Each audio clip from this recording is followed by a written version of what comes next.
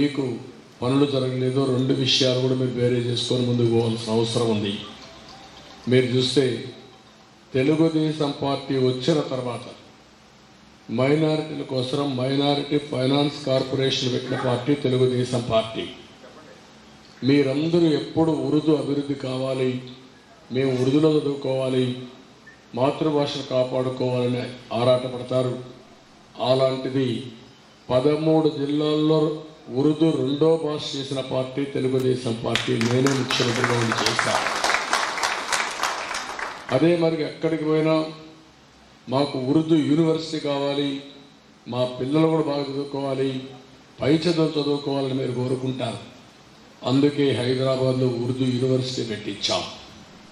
నేను మళ్ళీ రాష్ట్రం రెండుగా విడిపోతే నేను వచ్చి ఇక్కడ కర్నూలులో ఉర్దూ యూనివర్సిటీ ఏర్పాటు చేసిన పార్టీ తెలుగుదేశం పార్టీ. ఈ విషయం మీరు గుర్తుపెట్టుకోవాలి. తెలుగు రాష్ట్రాల్లో 2 ఉర్దూ యూనివర్సిటీలు ఉంటే 2 కూడా తెలుగుదేశం పార్టీ పెట్టిన యూనివర్సిటీసే. ఇంకొక పక్క మీరు చూస్తే ఆంధ్రప్రదేశ్లో ఉండే ముస్లిం సోదరులంతా మీరు ఎక్కడికో వెళ్ళేవాళ్ళు ఇక్కడ గద్దాకన్నారంటే, అలాంటిది నేను ఒకటి ఆలోచించాను. హైదరాబాద్లోనే ఆజ్ హౌస్ కట్టి ప్రత్యేక విమానాలు హైదరాబాద్ చేయించి నేనే అనేక సందర్భాలు అక్కడికి వెళ్ళి మీకు సెండ్ ఆఫ్ ఇచ్చిన విషయం మరొకసారి గుర్తు చేస్తున్నా. ఆ తర్వాత 2 రాష్ట్రాలు అయిన తర్వాత కడపలో విజయవాడలో ఆజ్ హౌస్లు కట్టి అవి 2 కూడా డైరెక్ట్గా విమానాలు వేసి మీకు ఆర్థిక సహాయం కూడా పోయేదని ప్రయాణ ఖర్చులకు ఇచ్చిన పార్టీ తెలుగుదేశం పార్టీ. తర్వాత గవర్నమెంట్ ఆఫ్ ఇండియా కూడా ఇచ్చే పరిస్థితికి వచ్చారు. ఇవే కాకుండా ఈరోజు మీరు ఒకసారి చూస్తే పేద ముస్లింలు ఆదుకోవడానికి రంజాన్ తోఫా ఇచ్చాం. నేను అడుగుతున్నా, ఈరోజు మీకు రంజాన్ తోఫా వస్తూ ఉందని అడుగుతున్నా. 10 లక్షల మందికి ఇచ్చాం. పేద ముస్లింలు కూడా ఆనందంగా రంజాన్ జరుపుకోవాలని రంజాన్ తోఫా ఇచ్చిన పార్టీ తెలుగుదేశం పార్టీ. ఇదే కాదు, సంక్రాంతి రోజు కూడా మళ్ళా ముస్లిం సోదరులకు ఇచ్చి సంక్రాంతి కాను కూడా ఇచ్చి 2 పండుగలు కూడా ఆనందంగా జరుపుకునేట్టుగా మీకు తోడ్పాటు చేసిన పార్టీ తెలుగుదేశం పార్టీ.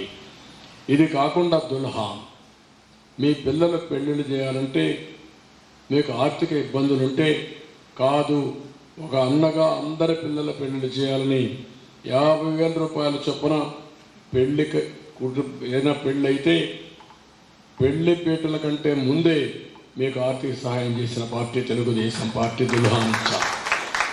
ఈరోజు అడుగుతున్న దుల్హాన్ వస్తూ ఉందని అడుగుతున్నా. కొన్ని వేల మందికి ఇచ్చాం. 100 కోట్ల రూపాయలు ఇచ్చాం. ఈరోజు ఎన్నో మాటలు చెప్పాడు, 1,00,000 రూపాయలు ఇస్తా అన్నాడు. ఇచ్చాడా నేను అడుగుతున్నా. మళ్ళీ ఆ దుల్హాన్ రావాలంటే తెలుగుదేశం పార్టీ రావాలి. తప్పకుండా ఈసారి 1,00,000 రూపాయల చొప్పున దుల్హాన్కి డబ్బులు ఇచ్చి అందరి పిల్లల పెళ్లిళ్ళు చేసే కార్యక్రమానికి శ్రీకారం చుడతాం. ఇంత మునుపు అయితే 33,000 మందికి ఇచ్చాం. 165 కోట్ల రూపాయలు ఖర్చు పెట్టాం.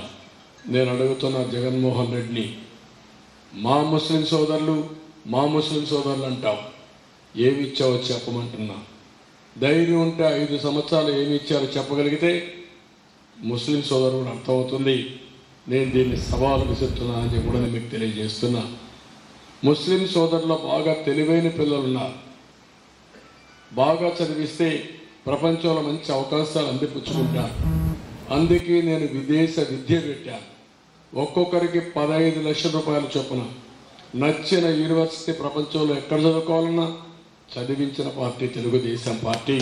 100 మందికి ఇచ్చాం. మనం ఉంటే ఈ కార్యక్రమం కూడా అయ్యేది, అది కూడా పోయింది. దుకాన్ మకాన్ ఇచ్చాం.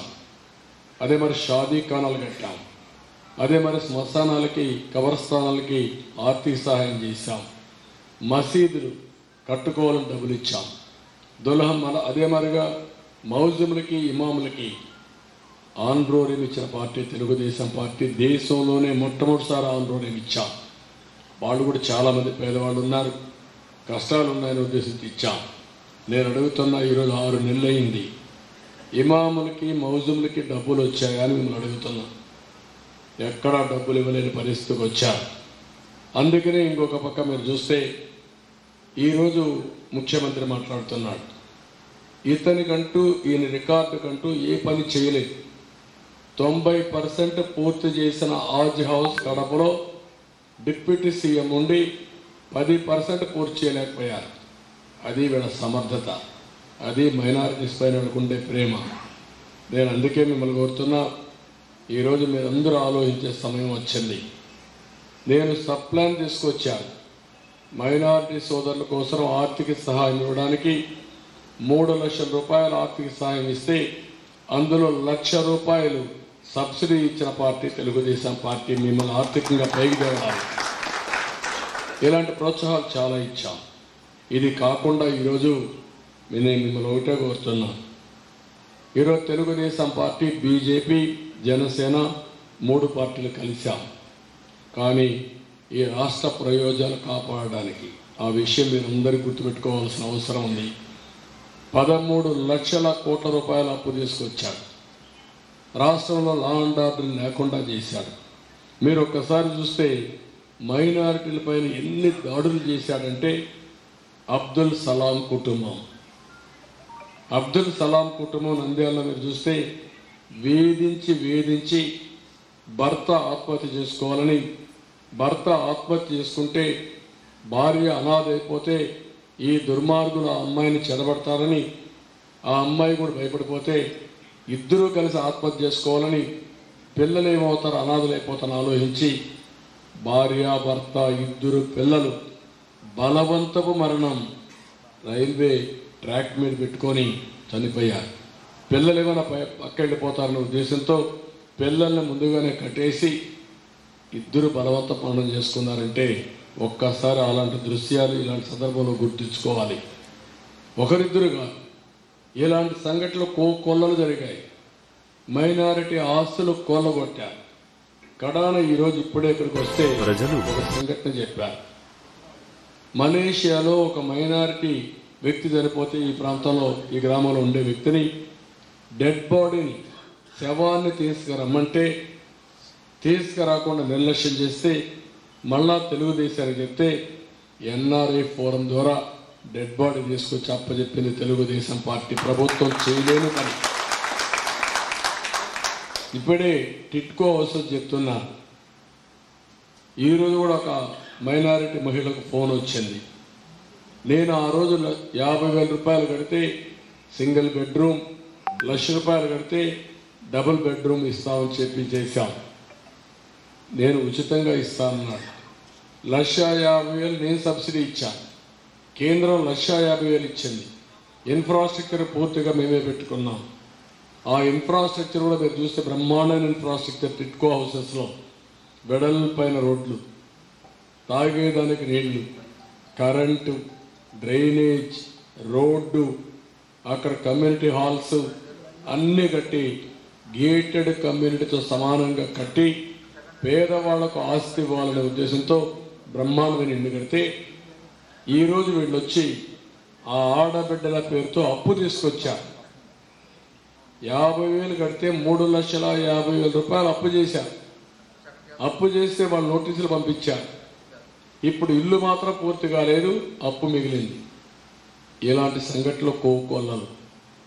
రాష్ట్రం నాశనం అయిపోయింది. భద్రత అనే మాట లేదు, ఎవరికి రక్షణ లేదు. ఒక బానిసగా బతికే పరిస్థితికి వచ్చాము ఈ రాష్ట్రంలో. నాలాంటి వాడికి ఇబ్బందులు ఉంటే ఇక మీరు లెక్క అని మిమ్మల్ని అడుగుతున్నా. 14 సంవత్సరాలు ముఖ్యమంత్రిగా పనిచేసి, 15 ఏళ్ళ పొజిషన్ లీడర్గా పనిచేసి, 30 ఏళ్ళు రాష్ట్రానికి సేవలు అందించిన నాలాంటి వాడిని ఇష్టానుసారంగా చేస్తూ ఉంటే ఇంకా సామాన్య ప్రజానీకానికి ఎవ్వరికి రక్షణ లేదు. అందుకే ఈ రాష్ట్రాన్ని కాపాడాలి, ప్రజలు గెలవాలి, కేంద్రం కూడా సహకారం ఉండాలనే ఉద్దేశంతో 3 పార్టీలు కూడా పొత్తు పెట్టుకున్నాం. నేను ఈ సందర్భంగా ఒకే విషయం మీకు గుర్తు చేస్తున్నా. 95-2004లో ఎన్డీఏలో ఉన్నాం. ఏ మైనారిటీ కూడా ఆంధ్రప్రదేశ్లో అన్యాయం జరగకుండా కాపాడిన పార్టీ తెలుగుదేశం పార్టీ. ఈ విషయం మీరు గుర్తుపెట్టుకోవాలి. అప్పుడే అభివృద్ధి సంక్షేమానికి నాంది పలికాం. మళ్ళీ 14-19లో ఆ రోజు కూడా పొత్తుంది. అప్పుడు కూడా మీకు ఎవ్వరికి అన్యాయం జరగలేదు. అప్పుడే నేను ఈ ఉర్దూ యూనివర్సిటీ కానీ, లేకపోతే ఆజ్ హౌస్లు కానీ, దుల్హాన్ కానీ, లేకపోతే అన్ని కార్యక్రమాలు అప్పుడే తీసుకొచ్చాను.